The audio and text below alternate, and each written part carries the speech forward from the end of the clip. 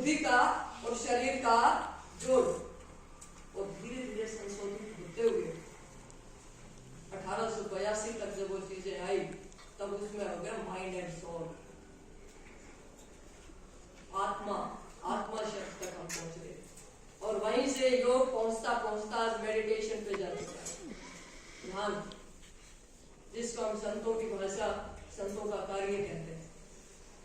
तो आपको अब बॉडी, शरीर अगर नहीं होगा तो हम क्रियाएं करेंगे कैसे? शरीर साधन है, इस साधन से हम साधना करते हैं और साध्य की प्राप्ति करते हैं। इस शरीर से ही तो आप जो भी अच्छे बुरे काम करेंगे वो किससे करेंगे? भाई आपको पढ़ाई करनी है, लिखना भी पड़ेगा, हाथ की जरूरत होगी, सोचना पड़ेगा, मस्तिष्क की जरूरत होगी। आप बैठ रहे हैं, बैठ करके पढ़ाई करनी है तो पूरी शरीर, रीढ़ भी काम करनी चाहिए आपके। अगर शरीर ही अस्वस्थ है तो आप पढ़ेंगे कैसे? तो सबसे पहली चीज होगी। और बॉडी के लिए योग की परिभाषा जो महर्षि पतंजलि ने दी, जो आप पूरी दुनिया में मान्य है, वो है यम नियम आसन प्राणायाम प्रत्याहार धारणा ध्यान समाधि इति अष्टम अंगानि इति कथ्यते योगा। यम नियम आसन प्राणायाम, हमने सिर्फ आसन को जाना, बोला वो न वृक्ष आसन कर लेता है। कईयों को देखा जटिल जटिल आसन यदि कोई कर रहा है तो हम क्या कह रहे हैं कि बहुत बड़ा योगी है। वो योगी नहीं है, योग के एक अंग को कर रहा है, योग के कुछ हिस्सा उसने प्राप्त कर लिया, लेकिन वो पूर्णतः योगी नहीं है। सबसे प्रथम शुरुआत होती है यम। यम का मतलब, अब यम की परिभाषा आप सुनेंगे, अहिंसा सत्य अस्तेय ब्रह्मचर्य अपरिग्रह इति यमा। अहिंसा, अगर आपने स्वभाव को संशोधित नहीं किया तो ना शरीर आपके वश में रहेगा, ना बुद्धि वश में रहेगी, ना मन वश में रहेगा। और वो स्वभाव वश में कैसे है? सबसे पहले शरीर पे काम करना है और शरीर के साथ साथ मन चलेगा। अब मन सुबह किया कि सुबह आज मैं 4 बजे उठूं और उठ करके रेस लगाऊं, एक्सरसाइज करूं। शरीर बाद में आएगा, पहले उठते ही मन ने मना करते हैं, यार अभी नहीं, आधा घंटा बाद में अलार्म हो सकता है, 4:30 5 बजे के बाद तड़के नहीं परसों, और परसों कल कभी आया ही नहीं, कल कभी होता ही, कल आओगे तो फिर आज मिलेगा, कल कभी नहीं हुआ, कल कभी नहीं होगा। तो मन ने गड़बड़ी कर दी, मन ने गड़बड़ पैदा कर दी तो शरीर को उसमें आने नहीं देगा।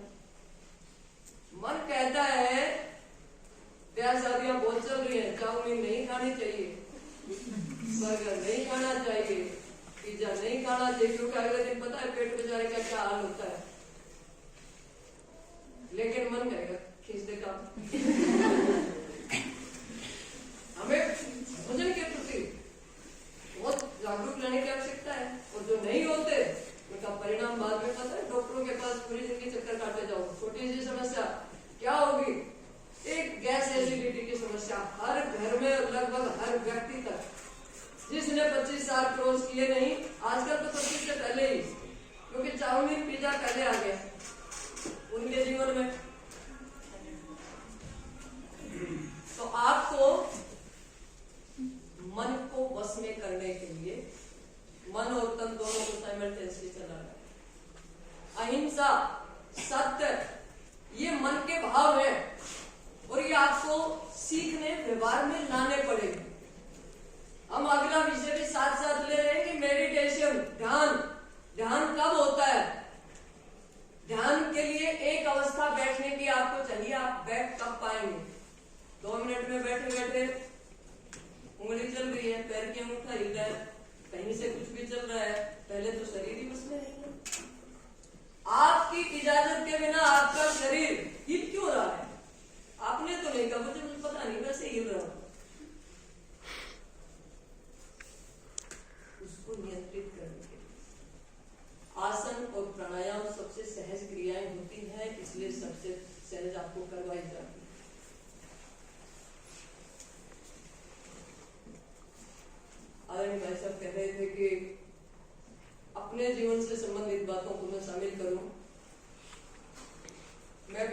तरह एक विद्यार्थी रही हूँ, मैं भी बहनों की तरह एक शिक्षिका रही हूँ, अभी भी रह रही हूँ।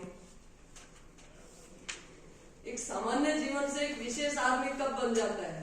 जब जीवन में आपके चैलेंजेस आएंगे। जो चुनौतियों से डर गया वो हार गया।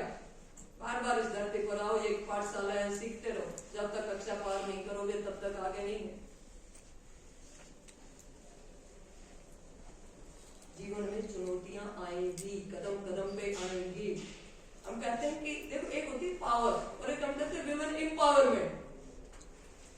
औरत से ज्यादा शक्तिशाली तो जमीन पे कुछ है ही नहीं।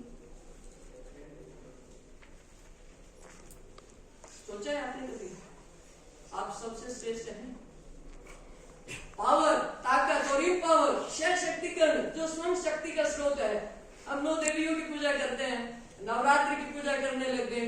हम बाहरी चीजों में हो गए ज्यादा और अंतर में चले गए कम। अंदर में कुछ नहीं गए, छिछोले रहते हैं। 9 देवियां क्या कहती हैं? 9 देवियां किस चीज की प्रतीक है? हम लोगों ने उन चीजों को किस रूप में ले लिया? एक एक देवी का जो नाम है और जो कार्य है, वो कोई देवी प्रकट नहीं हुई। ऐसा कभी भी नहीं हुआ धरती के ऊपर कि वो देवी आए हो, उसने सुम को मार दिया, निशुम को मार दिया, धूम्रलोचन ये वो इनका ये कर दिया। ये सब प्रतीक है। जैसे आपने पंचशील की कहानियां पढ़ी है, पंचशील की कहानियों सीधा सीधा बताते थे ना। अरे अपनी माए बताया करती थी, एक गाजड़ो तो एक दोनों की बात सुनी होगी, सुनी है सबने। वो पंचशील की कहानियों के वो अपनी भाषा में प्रकटीकरण थे। किसी भी चीज को समझाने के लिए आपको प्रतीक दिए जाते हैं। तो ऐसे जो ये प्रतीक है, ये भी देवियां हैं, ये प्रतीक है कि हमें अहिंसा। अब एक माता, स्कंद माता को गधे पर बैठा हुआ दिखाया गया। क्या बताती है? एक माता है, वो शेर पर बैठ करके आ रही है, आप उसकी पूजा कर रहे हैं। एक माँ के हाथ में सिर्फ वज्र है और तलवार है, और एक के 8 अष्टभुजाएं दिखाई गई। ये सब बहुत गहरे प्रतीक हैं और हम सब के अंदर समस्त माताएं, समस्त शक्तियों का वास होता है। हमें उनको जगाने के लिए कहा गया है। अहिंसा, मनसा वत्सा कर्मणा, मन वचन और कर्म तीनों को समाज को हमें समझाना है कि आपको अहिंसा यानी कोई भी किसी के प्रति हिंसा का भाव ना रखना, चोट पहुंचाने का भाव ना रखना। और कैसे कैसे नहीं रखना? मन, वचन और कर्म तीनों से। ना ही तो आपके मन से। देखो, आप कहोगे कि मन से हिंसा कैसे होती है? मेरे मन में आए कोई बराबर में जा रहे हैं, मनीषा जी हैं, बैठे बैठे मेरे मन में कोई थप्पड़ मार, मैं मार नहीं सकती। मैं मारूं तो मेरे से ताकतवर है, मेरे को तो मारेंगे। लेकिन मन ने हिंसा कर दी। अगर कर्म यानी हाथ पैर से कोई क्रिया करना, अगर क्रिया की तो सबको दिख जाएगी, उसका बदला भी मिल जाएगा, है ना? मन वचन वाणी से बोलते, और वो हम अक्सर बोलते रहते हैं, फिर जी करे तेरे थप्पड़ करता है ना। तो इन तीनों ही रूप में सोच के देखना। सुनने में बड़ा आसान है, साध होने में बहुत जटिल है। कि मन में जब भी कोई भाव ऐसा आ जाए, उसके साथ ऐसा कर दूं, तो तुरंत सोचना आपका मन हिंसक हो रहा है, एक अपराध कर दिया। वाणी से बोल दिया, दूसरा अपराध कर दिया। कर्म वाला करोगे तो दिख ही जाएगा और उसका परिणाम मिलेगा उसका। तो आपको योग के अंदर जाने के लिए, क्योंकि सामान्य से शायद मेरे स्थान पर और कोई होता तभी आपको कुछ आसन, कुछ प्राणायाम की क्रिया सिखाते, कुछ बता देते और सीधे सीधे बैठे बैठे भैया ऐसे कर लेना, ये हो जाएगा, इससे ये हो जाएगा, आप ठीक हो जाओगे। वो जरूरी है, बहुत जरूरी है। उनके बिना जीवन नहीं चलेगा, क्योंकि शरीर साधन है। अगर कहीं जाना है तो गाड़ी चाहिए, है ना? गाड़ी के अंदर फिर तेल डलेगा, डीजल डलेगा, पेट्रोल डलेगा, क्या डलेगा वो सेकेंडरी बात है। सबसे पहली चीज साधन की उपलब्धता है, और वो साधन है शरीर। और शरीर के लिए चाहिए आपको योग। योग को करने के लिए सबसे पहली चीज जो उपयोगिता है आपकी कि आपके मन पर आपका नियंत्रण हो। मन को नियंत्रित करके, मन के साथ है सब सधे। मन यदि आपके वश में है तो आप कुछ भी करें। सुबह जल्दी उठना, थोड़ा सा ध्यान मग्न होना। देखिए एक मैं छोटी सी बात को और बोल करके, आपके शरीर के भी एक ही शरीर नहीं होता जो आपको दिख रहा है, एक दूसरे का हमें दिख रहा है, ये एक ही शरीर है, फिजिकल बॉडी को हम देख रहे हैं। इसके अलावा चलिए फिजिकल बॉडी के लिए हम कह देंगे कि आपके शरीर में ये रोग है, आप डॉक्टर के पास जाएंगे, किसी भी वैद्य के पास जाएंगे, आपने बताया जी मेरे पेट में दर्द है, मेरे सिर में दर्द है, मुझे अक्सर ये समस्या हो जाती है, कोई भी जो आपको बार बार घटित होती है कि कुछ खाया मुझे गैस हो गई, मुझे एसिडिटी हो गई, मुझे पित्त बढ़ गया, आप बताएंगे। सबसे पहले डॉक्टर क्या पूछेगा या कोई भी वैद्य क्या पूछेगा आपसे? आपकी जीवनचर्या बताओ, आप खाते क्या हो? पेट का सीधा संबंध, पेट है ये सेंटर है, केंद्र है।